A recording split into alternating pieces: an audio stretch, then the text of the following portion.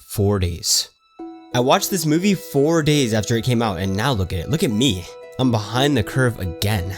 I failed as a freaking magnanimously gigantic AniTuber that I know everybody watches and is subscribed to right now. This is a video I'd planned on making and actually started a very long time ago. And it's actually kind of funny because the whole feeling of this video was going to be completely different before. It was going to be a quicker video, really just about how silence played a big role and how this anime was a window into Tatsuki Fujimoto's professional career. But at this point, everyone and their toilet brush has literally taken the words right out of my mouth. It's a worn out thing to say, especially now. So while I wouldn't say I'm especially good at these types of videos, I'll try my best not to regurgitate what my other fellow AniTubers have already put out on the table. So now that I've let you know, cut me some slack, I need to regurgitate what happens in this anime for the people in the back row. Also, this is like the only acceptable place in this video to add a spoiler warning, so if you haven't watched the sub-hour-long movie, you should probably go do that, and then make sure to come back here to this video because I need the yummy watch time. Anyway. Fujino is a girl who draws, but really only for fun. It's a talent that comes to her naturally. Over the course of her life, she's been told how good her drawings were and how they were the best anyone's ever seen for a girl her age. She even started submitting comic strips to the newspaper and getting people to praise her work. Until competition entered. Another girl in Fujino's same grade, drawing like that. In fact, I wouldn't even say competition is the right word to use. Fujino's work was just worse. And what sucked even more was the fact that she was the one who inspired this artist to start drawing in the first place. That artist was Kiyomoto, a girl who didn't attend school but was in the same grade as Fujino. As hard as Fujino tried, the art from the girl who nobody knew was just better. And then Fujino actually got the chance to meet her. Or I guess in this case it's the other way around, because Kiyomoto absolutely admired Fujino's work. I don't even think it'd be a stretch to say she was Fujino's #1 fan, which is funny because it was her that made Fujino quit. Kiyomoto had no clue she made anyone do anything, and why would she? As far as she was concerned, she was working alone, trying to make her drawings have as much charm as her inspiration. So then Kiyomoto finally asked her the question, so why'd you quit? And Fujino told her, well, I mean, who quit? A lie. But the funny thing is that lie led to a whole story. That lie pushed Kiyomoto and Fujino to actually start working together on a manga. That lie led to them growing up and sharing a successful career.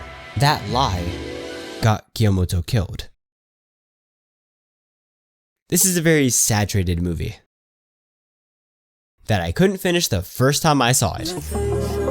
Funny story, in the middle of me making this video, I actually again recommended Look Back to one of my friends for a second opinion. But before watching it, she asked me, will this make me cry? And to that I said, okay, well, yeah, no, yeah. It's a bit of a complicated situation because while Kiyomoto was deleted, the movie is only about an hour, so whether you get attached to the character or not is more on you than usual. I wouldn't be surprised at all if some people who felt a deeper sense of connection would start absolutely bawling by the end of this. I mean, I might give you a weird glance or two, or three, but I wouldn't be surprised. I think it's perfectly within the range of reasonable reactions. Why?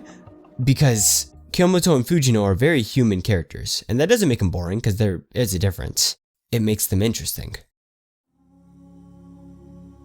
A character that's human can still be fragile and vulnerable. They have things important to them, they strive to achieve their goals and feel horrible or even jealous when they fail. For this anime, it's not just a matter of not over-exaggerating.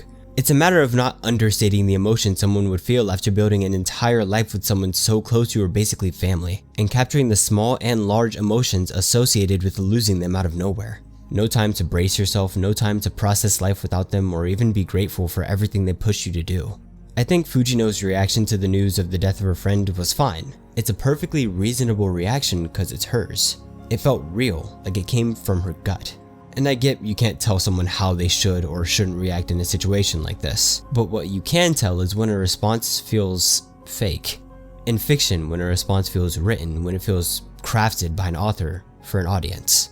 You know when a reaction is only a certain way to drive the plot forward, or let the character unlock a new ability or mentality that changes the course of the story. But here, after Fujino figured out what happened, she breaks down. She walks to her office, sits down, starts drawing, and then the movie ends. Those emotions you feel? Yeah, those are purely on you to figure out now. What you do now is up to you.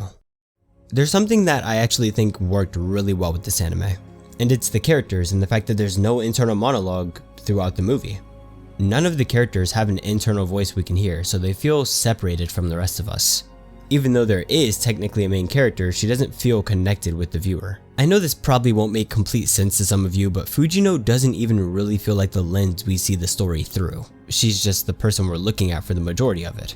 We're watching her life and literally have nothing to do with it. But I say that not to say that I'm uninterested, but to say that I respect how Look Back was able to make me feel like I know a person without making me feel involved with them. When this movie starts playing, I feel like I genuinely just need to shut up and pay attention. Like it's about to teach me something I didn't already know or show me life from a new perspective. And I think I felt like that because it kinda does. There's more than one message that could be taken from Look Back, but a very simple one is appreciate a person's company while you can.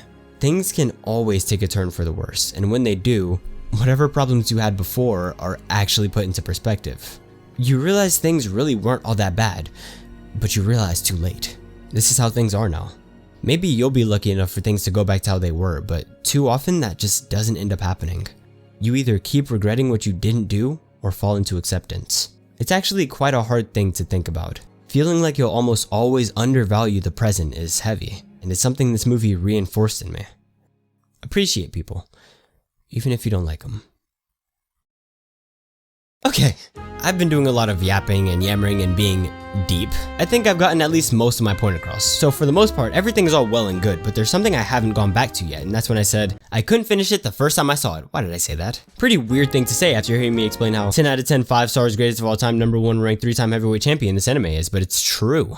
Okay, how do I do this without sounding like a shallow person? The only recently released Look Back animation based on the one-shot written and illustrated by Tatsuki Fujimoto is a very profound and figuratively cavernous exploration of the human psyche and all of the emotions associated with it. Please don't kill me. It has a way of pulling one in, catering to one's yearn for connection. So it's not all that surprising that many feel emotionally impaired and oftentimes even betrayed when that bond is ripped from them via forces they feel are not far beyond themselves. You've gotta be satisfied after that. I understand why it's not unreasonable to feel deeply moved by what this anime had in store for you at the end. Whether you expressed your sadness outwardly or not, I'm sure virtually everybody invested in this movie felt something by the end of it.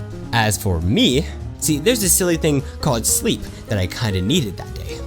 And the day after that, I fell asleep halfway through twice. After hearing that, you probably found a little bitty contradiction in the fact that people usually don't fall asleep while watching things they're interested in. And you know, honestly, good point. But in my case, believe it or not, it was, how should I say, a series of unfortunate coincidences. I always watched this movie in pitch black surroundings. The movie had a lot of scenes with complete silence for like actual seconds. And for some oddball reason, I consistently started this movie at 9 p.m. I don't know, it was just something I did. And the more I think about this movie, the more I realize Tatsuki Fujimoto is one insane lad. And for once, no, I don't mean clinically. I'm just genuinely impressed at how the creator of this also created this. That can't be natural. So I wasn't falling asleep out of boredom with this anime. If that were the case, I wouldn't have given it a complete rewatch every time I did. Again, you might not believe me, but at this point, that is what it is. This movie was great, but it's honestly not for everyone. Don't worry, I can tell. I don't plan on, blowing you up in the comments or something if you don't like. But as for the people who did like it, you probably have a reason beyond liking just the movie. Maybe something similar happened to you, or maybe you've been in, say, Fujino's same shoes before, thinking you're the best at something only to get humbled, then struggling to keep up. Or maybe something that was cool for your age is no longer cool, it's just expected. I don't know, anything like that. I think a lot of people that find this movie to be interesting personally resonate with some aspect of it on some level. It's actually quite nice. It's like Look Back makes you feel nostalgic about things that only happened to you or never happened at all. You just kind of feel like you're missing something. Again, not for everyone definitely, but for those it stuck with, Look Back is a message. What does it say? I don't know. It's for you. Thanks for watching. I'm off.